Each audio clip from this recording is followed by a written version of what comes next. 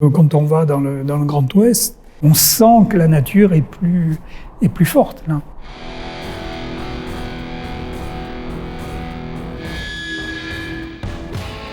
Pour moi, sauvage, c'était plutôt la notion de grands espaces et de grandes étendues. L'image que j'ai toujours en tête, hein, un feu, style un gros feu de camp. Et ici, cette atmosphère et cette profondeur, entre guillemets, que j'ai essayé de traduire, avec des notes un petit peu plus cuirées, plus de notes de fond, en gardant toujours la signature, en l'habillant, l'arrondissant un petit peu plus, avec des notes vanille.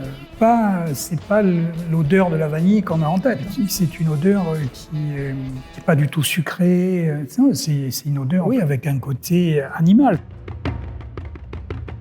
Le santal, c'est un bois qui est très rond, qui est très doux et tout, mais il a une odeur qui nous touche un petit peu, qui nous parle un peu dans notre inconscient, une odeur que je qualifierais d'hormonale, quoi.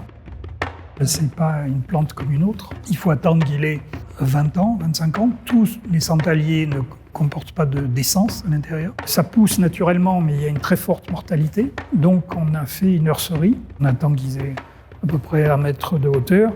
Et on les replante dans cette forêt. Et ils se développent, j'allais dire, naturellement. Donc c'est une plantation accompagnée.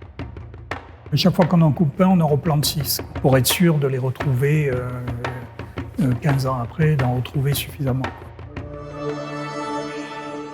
C'est un rapport qu'on devrait tous avoir avec la nature, c'est-à-dire à partir du moment où j'utilise des produits naturels, très égoïstement, mon intérêt c'est de les préserver et de les soigner.